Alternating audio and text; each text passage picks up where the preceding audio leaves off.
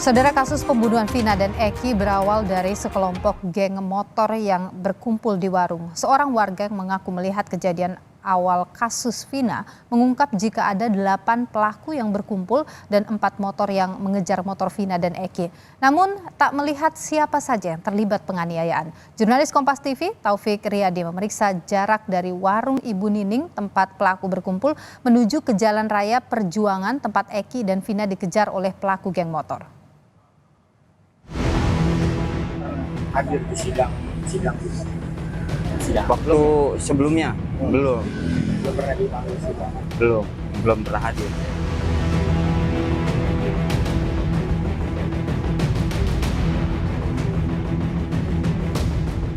Warung Nining ini sudah ditinggalkan ini sejak penangkapan para pelaku pada tahun 2016 yang lalu ataupun sekitar 8 tahun yang lalu. Dan berdasarkan keterangan dari BAP maupun dari fakta persidangan mengatakan bahwa sebelumnya memang para pelaku ini berkumpul terlebih dahulu di warung Nining sebelum akhirnya melihat Vina dan juga Eki di jalanan dan kemudian melemparinya dengan batu dan sampai akhirnya dilakukan proses pengeroyokan.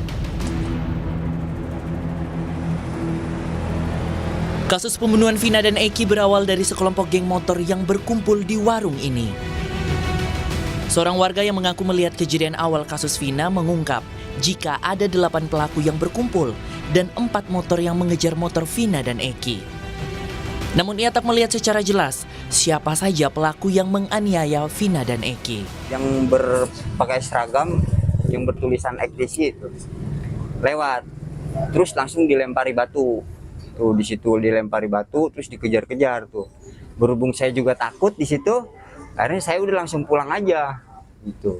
Posisinya waktu itu Bang Aib di rumah atau di apa? Di warung. Di warung. Iya, lagi di warung. Itu berapa orang yang terlibat waktu melemparnya, terus korban itu berapa orang? Kalau bicara kita melempar, saya kurang tahu ya. Masalahnya di situ juga anak-anak ya ada sekitaran 8 orangan lah di situ banyak. Cuman yang memepet itu ada 4 motor. Kami mencoba mengonfirmasi soal sosok AF ke kuasa hukum salah satu pelaku, Tatal.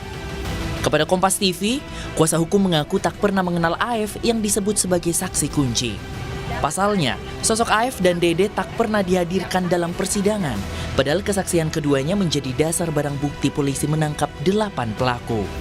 Setelah salah satu orang tua korban pada jam 14 menerima informasi dari Dede dan AF setelah memperlihatkan foto apakah di sini ada keributan, Dede dan AF yang tidak pernah dihadirkan dalam persidangan menyatakan ada, kenal nggak sama orang-orang yang mengejar motor ini, kenal. Nah, Dede dan AF itu yang merekonstruksikan seluruh anak-anak yang ngumpul di situ. Jurnalis Kompas TV memeriksa jarak dari warung Ibu Nining tempat pelaku berkumpul menuju ke Jalan Raya Perjuangan tempat Eki dan Vina dikejar oleh pelaku geng motor. Dapat saya gambarkan ini jarak dari warung Nining menuju Jalan Raya ini jaraknya kurang lebih sekitar 100 meter. Dan jika kita lihat memang jarak pandangnya memang agak kesulitan ataupun agak sulit jika kita melihat secara langsung dari warung Nining menuju ke Jalan Raya. Seorang warga yang mengaku saksi menceritakan bagaimana ia akhirnya menceritakan kronologi peristiwa ini kepada ayah Eki yang juga seorang polisi. Dari laporan saksi inilah, polisi menangkap 8 pelaku pembunuh Vina karena sering kumpul di warung dan bengkel tempat dia bekerja. Kebetulan kan waktu itu ada Bapak almarhum Eki menanyakan pada saya gitu. Dia menanyakan apakah kamu tahu semalam ada kejadian ribut-ribut di sini. Saya spontan aja saya langsung bilang, iya saya tahu Pak. Iya saya tahu. Terus kamu tahu pelaku-pelakunya? Ya saya tahu Pak. Biasa nongkrong di mana? Itu Pak di depan. Saya begitu. Saya cerita sama Bapak almarhum itu. Jurnalis Kompas TV mencoba menelusuri bengkel tempat saksi diduga melihat kronologi pembunuhan Vina hingga penangkapan pelaku. Lokasi bengkel berada di depan warung Nining dan di pinggir Jalan Raya Perjuangan yang disebut sebagai lokasi tempat geng motor mengejar Eki dan Vina. Saudara, saat ini saya sudah berada di depan Jalan Gang Bakti Dan sebelah samping saya ini, sebelah kiri saya ini merupakan bengkel mobil yang dulunya merupakan tempat cuci mobil, di mana tempat saksi kunci bernama Aep ini bekerja. Dan saksi kunci bernama Aep ini mengatakan bahwa ia melihat secara langsung bagaimana proses pengeroyokan dari para geng motor ataupun pelaku ini kepada Vina dan juga kekasihnya. Dan dapat saya gambarkan, saudara, memang jarak dari warung Nining kepada bengkel ataupun tempat cuci mobil ini ke tempat pengeroyokan ini jaraknya memang sangat berdekatan. Dan memang kasus kematian dari Vina ini masih menjadi misteri, dan saat ini polisi masih terus memburu 2 orang yang masih masuk dalam daftar pencarian orang. Taufik Riyadi, Jennifer Prapta, Kompas TV, Cirebon, Jawa Barat. Kemunculan sosok warga yang mengaku melihat kronologi awal penganiayaan dan pembunuhan kasus Vina menjadi pertanyaan sejumlah kuasa hukum narapidana lain karena sosoknya belum pernah dihadirkan di persidangan maksud kami. Lantas apakah peran saksi ini bisa menguatkan peran dan juga dari Peggy dan juga 2 buron yang diduga sebagai otak pembunuhan Vina?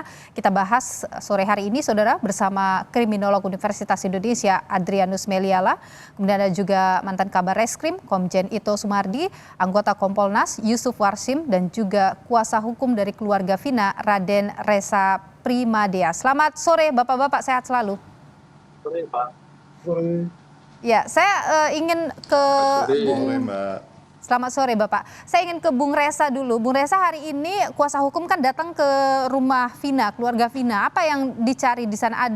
Ada fakta yang didapatkan, fakta baru misalnya? Jadi memang kita hari ini ke kediaman almarhum Vina itu bersilaturahmi dengan keluarga besar, berziarah ke makam ke makam Vina almarhum, dan bersilaturahmi kepada Sultan Kacerbonan sih. Agendanya hanya itu sih Mbak, lebih ke silaturahmi. Oke, artinya tidak ada proses pencarian fakta baru dan sebagainya gitu ya Pak ya?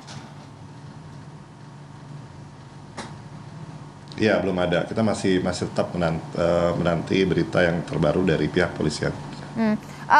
Pak Reza, Bung Reza, ini kan ada satu saksi yang bicara. Ini sebenarnya saksi dulu dia juga bicara ya, disebut saksi kunci AF ini. Keluarga bagaimana melihat kehadiran saksi ini? Ya, bagi kita tetap menyerahkan seluruhnya kepada pihak kepolisian, karena memang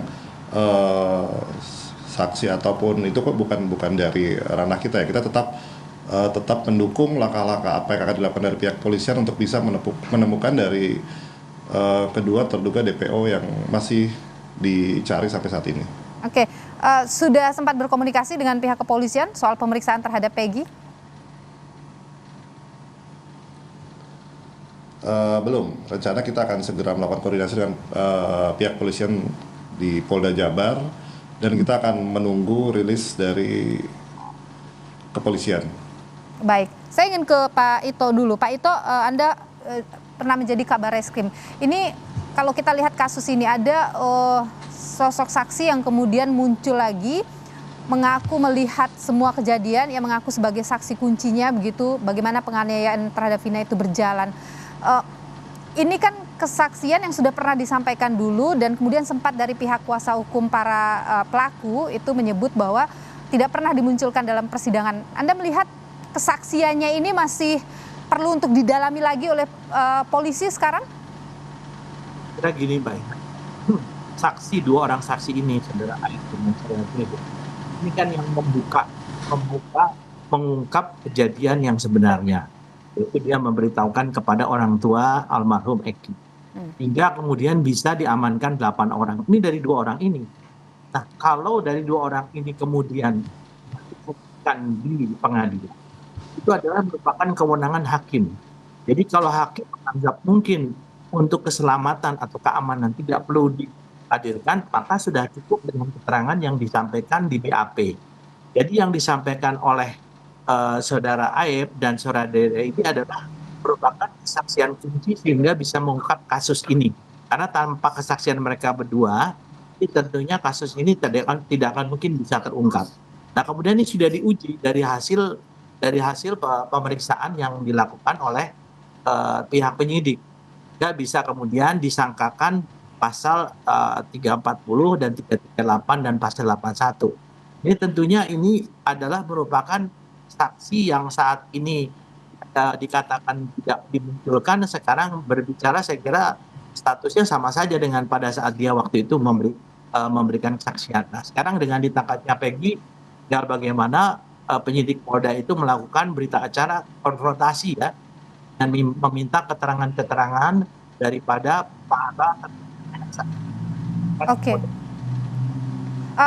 Pak Ito, artinya ketika Peggy sudah ditangkap, maka saksi ini perlu diperiksa lagi untuk dikonfrontasi keterangannya. Kalau menurut saya kan saksi ini yang mengantar kepada 8 orang pelaku.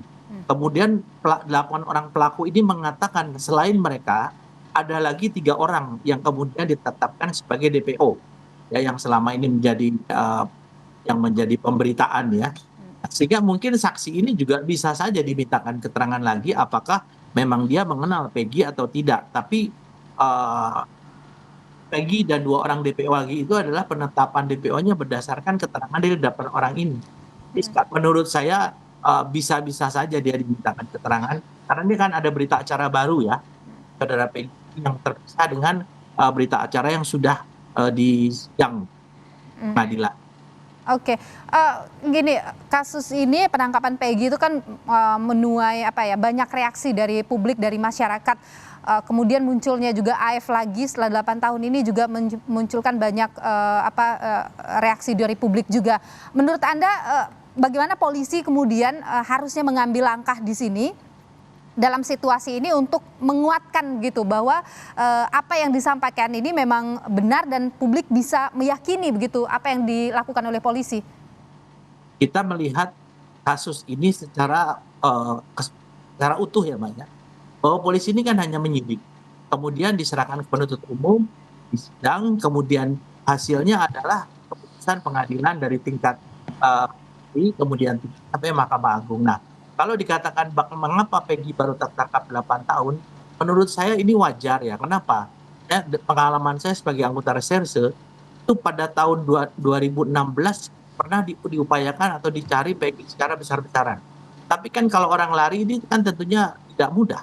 Mungkin dia bersembunyi kemana, nah setelah itu penyidik dihadapkan lagi kepada kasus-kasus lain yang harus ditangani oleh dia. Nah, karena satu orang penyidik itu pasti paling tidak satu hari bisa lebih dari satu kasus yang harus ditangani. Ya, di sini ada timbul kesan bahwa seolah-olah masalah ini adalah diabaikan. Tapi menurut saya memang kesulitannya adalah sumber daya manusia yang dimiliki oleh Polri ini tidak sebanding dengan jumlah kejahatan yang sedang ditangani ya. Dan kalau sekarang tiba-tiba bisa ditangkap karena sudah viral, tentunya ini akan menjadi kasus atensi, di mana Polda Jabar akhirnya juga ikut turun yang bisa mendapatkan DPO si Peggy dan yang 2 yang masih dicari lagi. Oke. Tanya Mbak. Baik, Pak Ito, saya ingin bergeser dulu ke Pak Yusuf. Pak Yusuf, Kompolnas sendiri bagaimana mengawal proses yang berjalan sekarang ini? Ya, saya sendiri itu sudah sudah karena informasi awal dari kuasa hukum terpidana menjelaskan lokasi-lokasinya sudah kita cek ya. Minggu depan insya Allah kami sudah di Polda mendengarkan klarifikasi secara lengkap lah dari proses dilaporkan kecelakaan, terus dilakukan penyidikan di Polresta Cirebon sampai ada pelimpahan ke Polda, termasuk ya informasi sementara yang kita peroleh pada tahun 2016 itu ada upaya melakukan pencarian dan tidak masuk akal kalau tidak dikatakan tidak mencari karena orang tua korban sendiri kan anggota polisi secara pribadi aktif memberikan informasi petunjuk terkait dengan 3 pelaku lainnya pada waktu itu. Hanya ada perubahan identitas yang diberikan para terpidana itu malah sempat mencabut BAP. Ini tentu kami lihat sebagai hambatan di dalam proses pencarian. Nah, walaupun demikian prosesnya akan kita lihat minggu depan secara lengkap agar kita bisa memberikan masukan-masukan apabila diperlukan terkait dengan catatan-catatan dan kelemahan-kelemahan yang selama ini ada. Oke, Pak Yusuf, ini kan Peggy sedang diperiksa sekarang oleh pihak kepolisian ya. Apakah Kompolnas juga sudah mendapatkan informasi soal itu, bagaimana prosesnya berjalan itu? Ya, kami masih belum mendapatkan informasi resmi, kan sifatnya masih sementara, perlu konfirmasi secara langsung. Ya, yang pasti kita harus menghormati kewenangan penyidik. Nah, ada Peggy yang sudah tertangkap. Peggy ini sekarang ini kan seolah-olah didesak untuk segera menyampaikan rilis. Tapi itu kita hormati. Penyidik pasti punya pertimbangan-pertimbangan kaitannya dengan kepentingan penyidikan untuk tidak merilis pada saat ini. Nah, Peggy dikonfirmasi kepada 7 terpidana lainnya terkait dengan hal-hal yang menjadi keterangan selama ini, itu pasti. Itu yang kita dorong. Baik, saya ke Pak Adrianus. Pak Adrianus, bagaimana Anda melihat kekuatan dari keterangan yang disampaikan oleh yang disebut saksi kunci ini, AF? Jangan lupa bahwa semua informasi itu harus memperhitungkan soal waktu 8 tahun yang lalu, di mana dalam ilmu memori, itu waktu itu sudah amat mendistorsi akurasi. Jadi kalau dulu aja nggak banyak yang diingat, maka menjadi heran kalau kemudian sekarang banyak yang bisa diingat. Yang terjadi justru adalah kalau dulu sedikit yang diingat atau yang dilihat, maka yang sekarang lebih sedikit lagi yang dilihat dan diingat. Nah, maka kalau dulu saja kepolisian tidak memanggil yang bersangkutan sebagai saksi, saya agak beda dengan Pak Itoy. Saya menduga bahwa pada waktu itu dia adalah anak kecil, anak yang masih di bawah umur yang secara teori memang tidak kredibel sebagai saksi.